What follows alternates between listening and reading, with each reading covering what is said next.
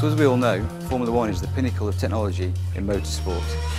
As I'm sure you've all seen on the TV and in magazines, there are lots of pictures of Formula One cars. But wouldn't it be really cool if we took a Formula One car and split it and opened it, just like an apple? Here at the Sauber F1 team, that's exactly what we've done. We've put a car straight down the centre line. It's taken us 2 years, but here it is. One of the challenging points of designing a Formula One car are positioning and packaging all the components that make the Formula One car work. Here you can see all these components and how they're positioned on the car.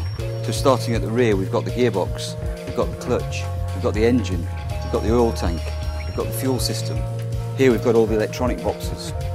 And then moving up to the front, we've got all the pedals and the steering system. Now, it's very important on a Formula One car that we keep all the weight very low.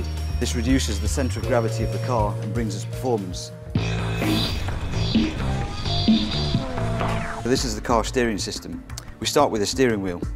Clearly it's not just a steering wheel, it also doubles up as the driver's interface to the rest of the car and also to the pits. On the back of the steering wheel we have the gear shift paddles and also the paddle to lift the clutch. On the front there are many buttons to talk to the guys in the pit lane, to change engine settings, to save fuel, more power. And in the middle there's a little computer screen which tells him if there's any problems with the car, its split times, all sorts of really useful data for him. From the steering wheel we come down the steering column, the thin wall carbon tube which has quite a tortuous route as it comes down through the car. It has to come through the pedals, turn an angle and then come down to the steering system. The steering system is actually a very simple steering system due to the regulations and very similar to that you have on the road car. Obviously a lot smaller and lighter. Here we have the driver's seat, obviously where the driver sits. And then immediately behind him, probably 50mm away, is where we store the highly flammable fuel in the fuel cell. This is a Kevlar fuel system, and as you can see we have lots of horizontal baffles in there. Now if we didn't have these horizontal baffles, the fuel would surge around, particularly under braking with the high G levels and in cornering. In each of the baffles there are little flap valves which allow the fuel to go down but not up. So as the fuel drains, the fuel could never come above one of these horizontal baffles. By doing this, we keep the centre of gravity as always as low as possible. There are also lots of pipes and pumps in here. These are positioned strategically to feed the engine whilst also allowing the fuel cell to breathe. We've spoken about all the technical components on the car and how we position them and package them. I guess the final piece of the jigsaw now is to position the driver.